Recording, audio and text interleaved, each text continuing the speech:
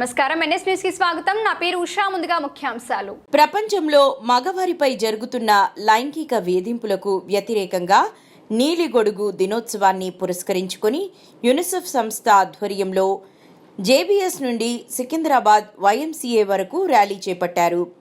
ఈ కార్యక్రమంలో ఉత్తర మండల అదనపు డీసీపీ పగడాల అశోక్, యునిసెఫ్ ప్రతినిధి పర్వతాలు, చిన్నారులు పాల్గొన్నారు. ప్రపంచంలో చిన్న వయసులో మగవారిపై జరుగుతున్న లైంగిక వేధింపులు, అత్యాచారాలు రిపోర్టు కావడం లేదని అదనపు డీసీపీ అశోక్ అన్నారు. మహిళలపై జరుగుతున్న అత్యాచారాలు, అఘాయిత్యాలకు సంబంధించి ఫిర్యాదులు అందుతుండటంతో పాటు నిందితులకు ఫోక్స్ చట్టం ద్వారా జైలు శిక్ష అనుభవిస్తున్నారని అన్నారు. ఎన్సీఆర్బీ డేటా ప్రకారం 52% మైనర్ బాలురు పురుషులపై అత్యాచారాలు జరుగుతున్నాయని అన్నారు. బాలులపై జరుగుతున్న అఘాయిత్యాలను సంబంధిత పోలీస్ స్టేషన్లలో రిపోర్టు చేయాలని ఆయన సూచించారు. ఫోక్సో చట్టం ద్వారా కూడా బాధితులైన పురుషులకు నష్టపరిహారం అందించే అవకాశం ఉంటుందని అన్నారు. ఇలాంటి ఘటనలకు సంబంధించి పిల్లలకు న్యాయం జరగాలంటే తల్లిదండ్రులు పోలీసులకు రిపోర్టు చేయాలని పేర్కొన్నారు. స్వచ్ఛంద సంస్థలు ఇలాంటి వాటిపై విస్తృతంగా అవగాహన కల్పించాలని కోరారు.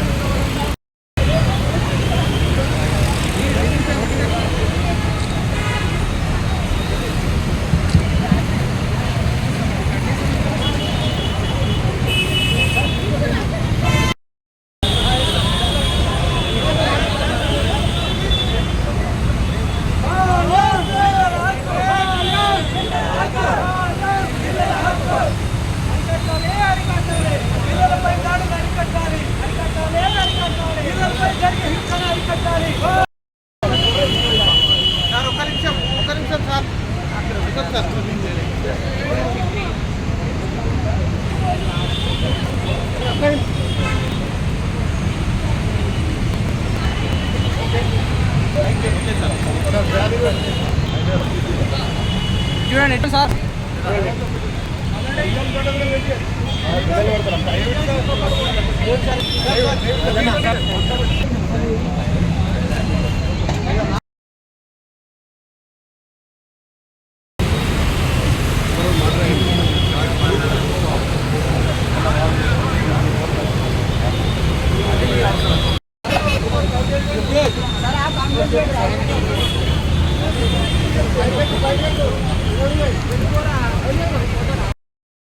మనకి చాలా చట్టాలు రావడం జరిగింది.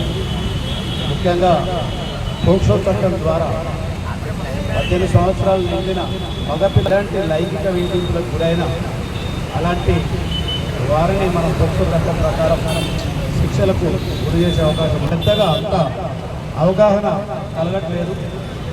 చాలామంది పిల్లలు వాళ్ళకి తెలియకుండానే చైల్డ్ అబ్యూస్కు గురవుతారు. మనకు ఒక సర్వే 2007లో చేసిన సర్వే ప్రకారం కానీ తర్వాత 2021లో ఈ బ్లూ అంబ్రెల్లా డేగా తీసుకోవడం మూలన మనకు తెలిసిన సమాచారం ఏంటంటే 52% పిల్లలు, చిన్న పర్సెంట్ కాదు ఇది, 52% మగపిల్లలు ఈ లైంగిక వేధింపులకు కానీ లేకపోతే హరాస్మెంట్కి కానీ గురైనట్టు మనకు నివేదికలు చెప్తున్నాయి. ప్రపంచంలో ఉన్న దేశాలన్నీ భారతదేశం కూడా ఈ మగపిల్లలపై జరుగుతున్నటువంటి నేరాలని అభివృద్ధి చేయాలి అని చెప్పేది ఉంది. మరి దీనికి కారణాలు ఏమని చూస్తుంది ఏంటంటే అసలు పిల్లలకి అది అవేర్నెస్ లేకపోవడం, అది వల్ల అసలు అభివృద్ధి అనుకోకపోవడం, అది పిల్లలు అదొక నేరంలాగా ట్రీట్ చేయకపోవడం జరుగుతుంది. అట్లాగే దీనికి సంబంధించి సైలెన్స్ ఉండడం, అంటే సొసైటీలో ఉన్నాయి మగ పిల్లలకి ఏదైనా అత్యాచారం జరిగింది అని అంటే ఆ ఇంటి పక్కలో వాళ్ళు చూసి వేరే రకంగా భావిస్తారేమో అనే ఒక స్టిగ్మటైజ్ సిస్టంలో మనం బతుకుతున్నాం. వాటన్నిటిని కూడా మీరందరూ అధిగమించాలి. ఎవరికైనా అబ్యూజ్ అనేది అంటే నేరం అనేది మీ పైన ఎవరు చేసినా కూడా పిల్లలపైన మగపిల్లలపైన మనం రిపోర్ట్ చేయాలి. తద్వారా మీకు న్యాయం జరుగుతుంది. అలాగే మనకు పోక్సో చట్టం ప్రకారం కూడా మనకు కాంపన్సేషన్ ఉంది. పిల్లలపై ఒకవేళ అబ్యూస్ జరిగితే ఆ కాంపన్సేషన్ కూడా మనం తీసుకోవడానికి అవకాశం ఉంటుంది. కాబట్టి పిల్లలు ఎవరు కూడా నిర్భయంగా మనం కనుక హెచ్సిఆర్బి స్టాటిస్టిక్స్ చూసుకుంటే చాలా నేరాలు మన పిల్లలపైన స్టాటిస్టిక్స్ ప్రకారం చూస్తే తెలంగాణలో 2022లో 68 మర్డర్స్ అయినట్టు, 3 మంది కిడ్నాప్ కూడా అయ్యారు. పోక్సో 25 మంది పైన, డిస్ట్రిక్ట్లో 335, దేశ సగం చాలా ఎక్కువ ఉంది. కాబట్టి పిల్లలపై జరుగుతున్నటువంటి ఇలాంటి నేరాలని కానీ ఇలాంటి లైంగిక వేధింపులని లేదా హరాస్మెంట్స్ని అన్నింటినీ కూడా మనమందరం సమాజంగా మేము ముఖ్యంగా పోలీసుగా వీటన్నింటినీ అరికట్టడానికి ప్రయత్నం చేస్తాం.